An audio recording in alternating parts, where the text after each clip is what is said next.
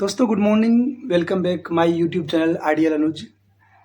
आज हम बात करेंगे बीटीएससी एनएम 10,709 पोस्ट के बारे में। जैसा कि आप जानते हैं कि कल बीटीएससी और स्वास्थ्य मंत्री मंगल पांडे के साथ मीटिंग हुआ है और उस मीटिंग में क्या क्या हुआ है इसके बारे में हम डिस्कस करेंगे। और कुछ लोग इसको झूठ भी बता रहे हैं, तो आप उस दिन को याद कीजिए जिस दिन हाईकोर्ट के डबल बेंच से फैसला आया था। उस दिन भी ये बता रहा था क्या कि ये जो फैसला आया है स्क्रूटनी सिस्टम के पक्ष में, ये अफवाह है। अभी हाईकोर्ट अपने वेबसाइट पे कोई अपडेट नहीं किया है, तो ये झूठ है। झूठ, आप झूठ के भ्रामक खबरों में फंसे हुए हैं। ये लोग के बातों पर मत ध्यान दीजिए। और आपने देखा फिर क्या हुआ, फिर यही हुआ कि वो सच था और इसको अफवाह लग रहा था। इसीलिए हम कहना चाहेंगे कि ये भी कहीं ना कहीं भ्रामक खबर फैला रहे हैं, लोगों को गुमराह करते हैं। और ये इनकी बातों पे मत ध्यान दीजिए।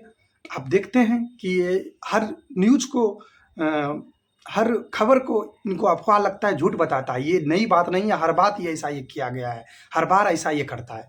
ठीक है, तो आप देखिए आगे भी इस तरह करते रहेगा। आप अगर इनके बातों पे ध्यान देंगे तो आपको हर बार अफवाह ही लगेगा, और आप इस तरह से अफवाह में फंसेंगे तो आपका नुकसान होते रहेगा। इसीलिए इनके बातों पे ज़्यादा ध्यान नहीं दें। कुछ लोग इसको झूठ भी बता रहे हैं, तो उसके बारे में भी हम आज बात करेंगे कि लोग अफवाह क्या क्या फैला रहे हैं। इसलिए आपसे रिक्वेस्ट है कि इस वीडियो को आप बिना स्किप किए पूरा देखिएगा, और चैनल पे आप अगर नए हैं तो चैनल को सब्सक्राइब कर लीजिएगा ताकि आपको हर नए नए अपडेट मिलते रहे। दोस्तों, जैसा कि आप जानते हैं कि कल बीटीएससी और स्वास्थ्य मंत्री मंगल पांडे के साथ मीटिंग हुआ, और मीटिंग में क्या क्या हुआ आज पहले हुआ है उस नोटिस पे हम लोग सबसे पहले चलते हैं। ये लिखा गया है कि बीटीएससी एएनएम 10,709 पदों की बहाली का रास्ता साफ। Bihar technical service commission BTSC द्वारा 10,709 पदों की बहाली का रास्ता साफ हो गया है। स्वास्थ्य मंत्री मंगल पांडे और बीटीएससी आयोग के बीच हुई मीटिंग में यह निर्णय लिया गया कि अब इस मामले में सुप्रीम कोर्ट नहीं ले जाया जाएगा। और काउंसलिंग की संभावित तारीख, सूत्रों के हवाले से खबर है कि बीटीएससी आयोग 15 जून के बाद कभी भी काउंसलिंग प्रक्रिया शुरू कर सकता है। यह खबर उम्मीदवार के लिए राहत भरी है, जो लंबे समय से इस बहाली की प्रतीक्षा कर रहे थे। अभी है कोर्ट का फैसला और आयोग का निर्णय। बीटीएससी आयोग पहले इस मामले को लेकर डबल बेंच में अर्चना कुमारी के खिलाफ गया था, लेकिन वहां भी सरकार और आयोग मुंह की खानी पड़ी। इसके बाद आयोग ने बड़े बड़े विद्वान और अधिवक्ताओं से विचार विमर्श किया, अब सुप्रीम कोर्ट में नहीं जाने का निर्णय लिया।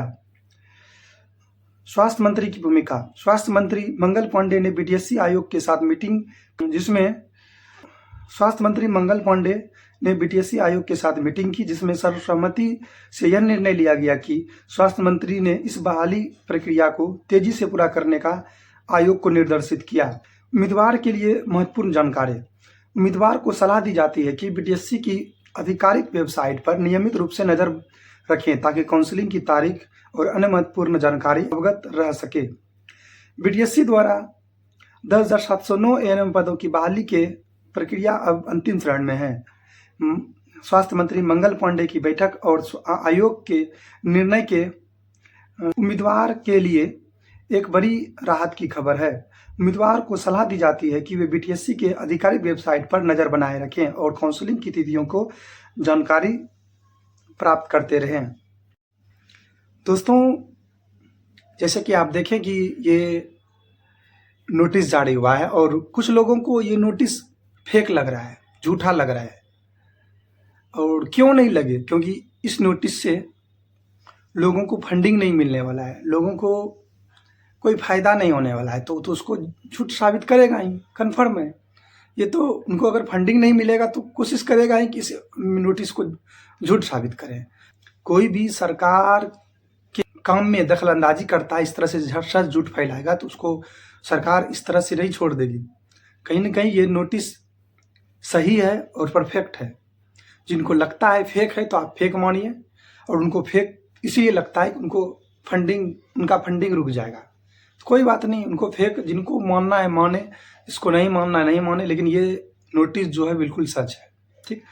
और दूसरी बात रही क्या कि आप लोग को, जो भी लोग हमारे स्क्रूटनी सिस्टम है, आप लोग को इस नोटिस से खुशी ज़्यादा नहीं होना है, क्योंकि आप लोग अगर ऐसा लगता है कि इस नोटिस जारी हो गया तो मेरा काउंसलिंग होगा, तो ये ज़रूरी नहीं है।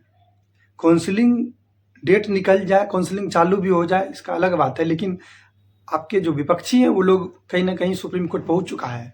माना कि हमने कि अभी तक स्टे नहीं लगा है, जब तक कोर्ट से कोई लिखित ऑर्डर नहीं आ जाता है तब तक तो बीटीएससी काउंसलिंग के लिए रोक नहीं लगा सकती है। लेकिन फिर भी ऐसा लगता है कि सुप्रीम कोर्ट के द्वारा कुछ ना कुछ जरूर लिखित परमिशन आएगा, स्टे लगने की संभावना है।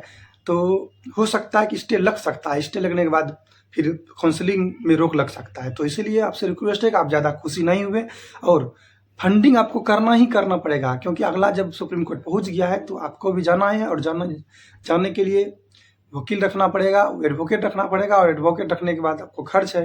तो इसीलिए हम आपसे रिक्वेस्ट करेंगे कि आप फंडिंग करते रहें, रुकिए नहीं, फंडिंग करते रहिए।